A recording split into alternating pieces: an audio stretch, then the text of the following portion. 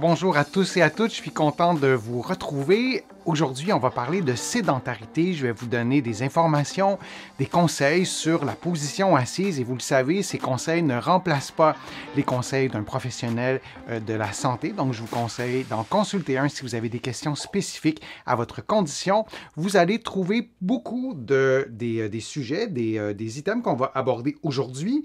Dans mon livre « Lève-toi et marche », vous allez le trouver partout au Canada, en librairie et sur le web, et vous allez le trouver aussi de l'autre côté de l'Atlantique. Je vous mets le lien dans la description de la vidéo pour que vous puissiez le trouver facilement. Être assis trop longtemps, on en parle souvent, mais on ne dit pas suffisamment souvent que c'est complètement fou ce qui se passe dans notre corps lorsqu'on est souvent en position assise prolongée. Là, j'insiste, le mot prolongé est important et il y a des changements dans notre corps, des changements qui sont en fait spectaculaires et il y a une nouvelle étude qui est sortie. Je voulais vous la présenter. Vous allez la trouver facilement sur le web. Je vous laisse le titre quelques secondes de plus pour que vous puissiez le noter ou pour que vous puissiez le lire au complet. Si jamais vous vouliez retrouver l'étude, vous le savez, la sélection des études que je le fais avec la façon la plus rigoureuse possible, mais bien sûr, je ne fais pas une revue de littérature exhaustive. Mais cette étude-là, elle est vraiment intéressante. Elle nous parle de la sédentarité. Et si on prenait une définition de la sédentarité, c'est l'ensemble de nos comportements dont la dépense énergétique est égale ou inférieure à 1,5 mètres, qu'on soit en position assise ou qu'on soit en position allongée. Alors ça, c'est la définition assez théorique. Lorsque vous êtes allongé, par exemple, lorsque vous ne faites rien, vous dépensez l'équivalent de 1 mètre, qui est une unité de mesure qui nous indique la quantité d'énergie qu'on dépense. Et donc, lorsque vous dépassez 1,5, dans une activité précise, ce n'est plus considéré comme une activité sédentaire. Alors, lorsqu'on est assis devant l'ordinateur, comme c'est probablement votre cas en ce moment, devant la télé, pour lire aussi, ce sont des comportements sédentaires et ces comportements sédentaires ont des effets sur la santé et je vais vous présenter des items qui étaient tirés de cette étude-là et on va commencer par les effets sur la capacité cardio-respiratoire. Lorsqu'on monte un escalier rapidement, par exemple, on a besoin d'une bonne capacité cardio-respiratoire. Si on est très essoufflé ou si on n'est pas essoufflé du tout, on a une moins bonne ou une très bonne capacité cardio-respiratoire. Et lorsqu'on est longtemps en position assise prolongée, les capacités respiratoires risquent d'être diminuées chez les personnes qui, et c'est toujours tiré de l'étude, passent de longues périodes en position assise. Et on doit aussi avoir le deuxième critère, consacre peu de temps aux activités physiques d'intensité modérée ou soutenue. Si vous êtes en position assise prolongée, vous dépensez moins de 1,5 mètres ou moins. Et lorsque vous bougez davantage, si vous vous levez pour marcher, vous êtes tout de même dans une activité physique d'intensité faible. Alors, c'est très différent. Être sédentaire, ça ne veut pas dire ne pas faire beaucoup d'activités physiques. Ça ne veut pas dire ça. Être sédentaire, ça veut dire être souvent en position assise. Et lorsqu'on est sédentaire, et c'est ce que l'étude nous apprend, et qu'en plus, on ne pratique pas d'activités physiques d'intensité modérée ou soutenue, c'est-à-dire des activités qui vous donnent, qui font en sorte que vous avez chaud, que vous transpirez, que votre souffle, que votre respiration s'accélère. Alors oui, les capacités cardio-respiratoires, dans ces cas-là, sont réduites. Et l'étude nous dit que chaque augmentation de 1 mètre en capacité cardio-respiratoire est associée à une diminution de 19 % du risque de décès lié à une maladie cardiovasculaire. Et mon intérêt de vous présenter cette donnée-là, c'est que c'est important, elles sont importantes, nos capacités cardio-respiratoires. C'est associé à plusieurs problèmes de santé, c'est associé à l'espérance de vie.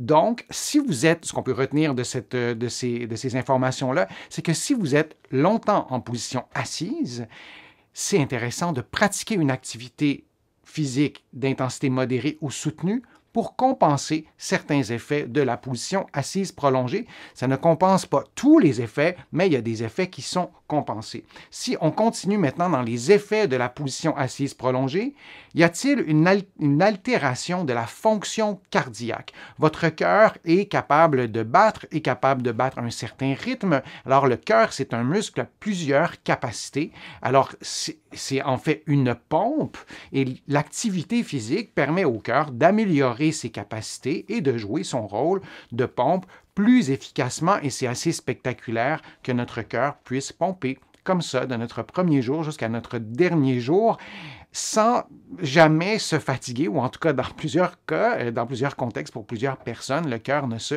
fatiguera pas et donc c'est une pompe qui est essentielle et il n'y a pas encore suffisamment de données scientifiques pour mieux confirmer les effets de la sédentarité sur la fonction cardiaque. Vous m'avez beaucoup écrit de questions liées à ça, liées à la santé du cœur. Alors on n'a pas encore les informations et c'est assez étonnant, pour ne pas dire aberrant, qu'il n'y a pas d'études qui ont été, de bonnes études qui ont été faites sur ce sujet-là.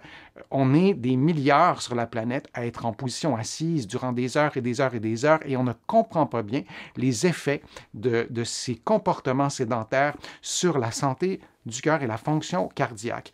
La fonction vasculaire, donc vos vaisseaux sanguins. Oui, il y a le cœur, mais il y a aussi les vaisseaux sanguins. Je vous ai présenté sur ma chaîne plusieurs vidéos liées à la santé des artères. Je vous invite à aller les voir. Donc, la position assise prolongée, les comportements sédentaires sont-ils associés à des problèmes de santé au niveau des artères? Alors, la position assise prolongée, oui, elle est bel et bien associée à des dysfonctions de la paroi des artères, la fonction endothéliale.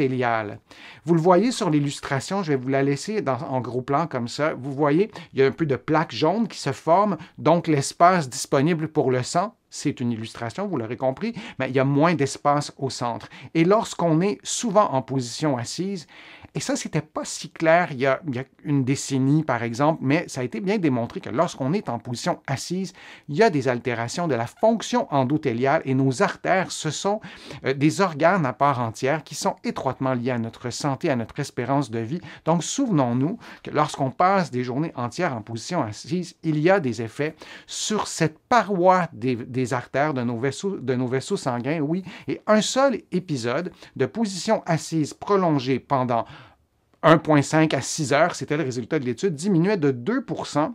Là, j'ai vulgarisé ça de façon simple, mais de 2 % la capacité des artères des membres inférieurs à modifier leur diamètre. Pour pouvoir bien contrôler votre tension artérielle, vos artères ont besoin de pouvoir se contracter et se relâcher.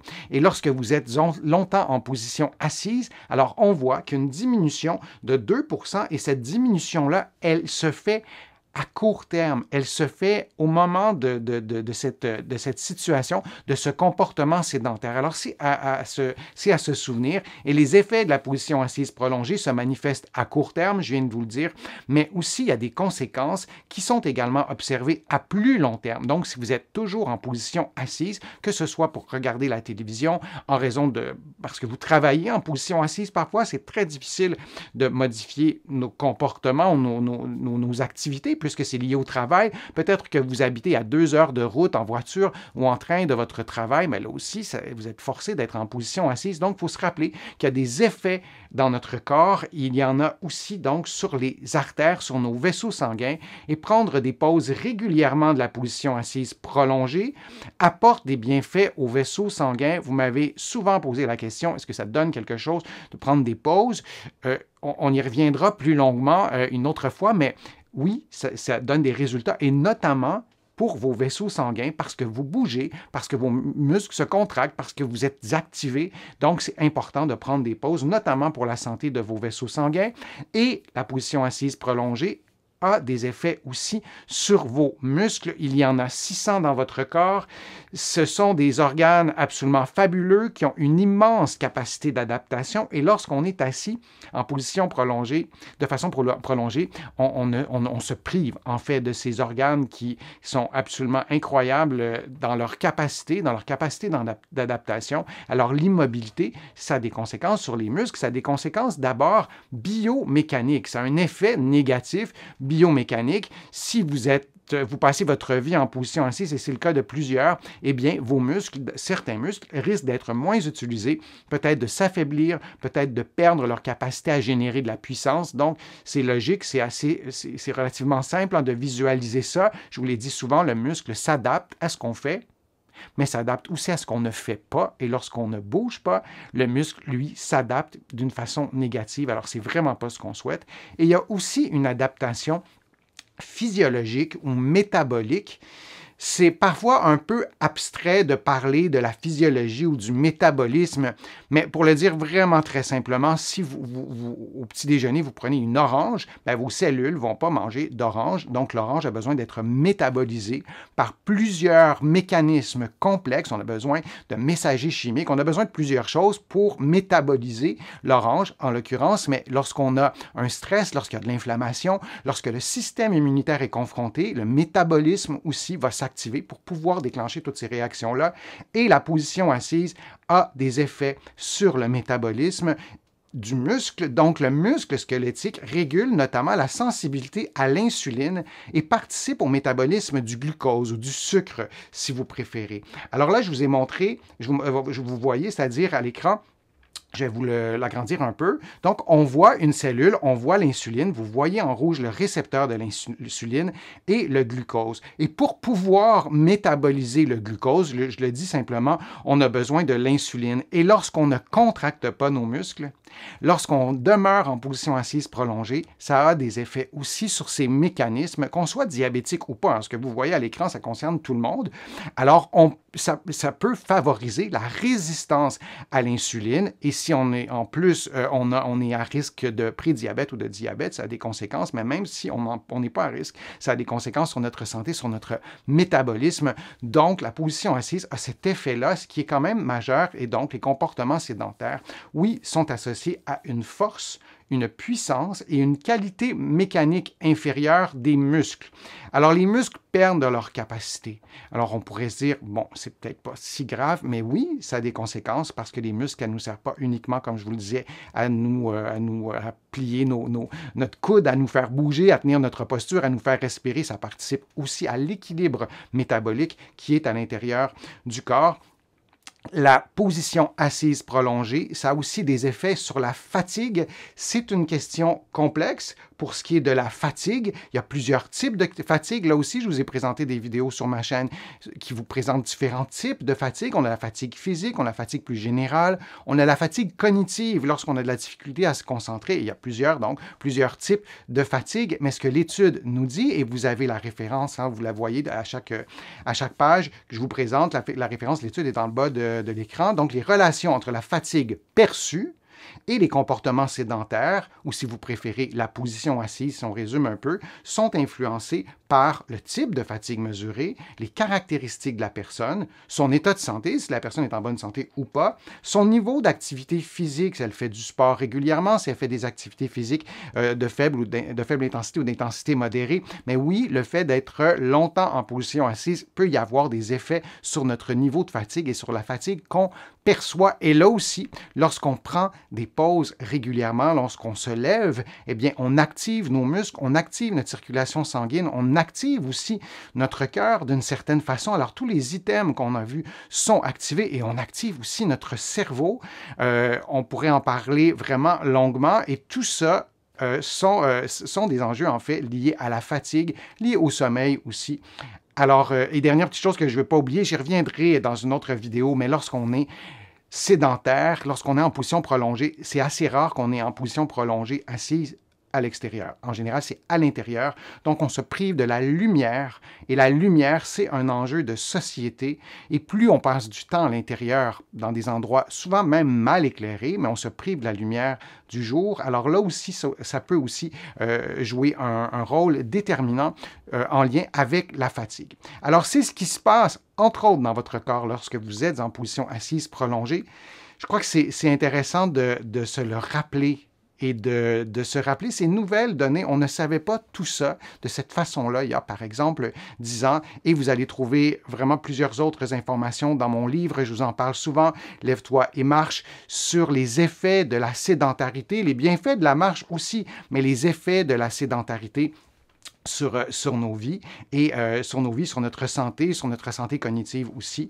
Et je vous invite vraiment à peut-être sortir de nos habitudes et pour pouvoir prendre soin de soi, notamment en étant moins souvent assis.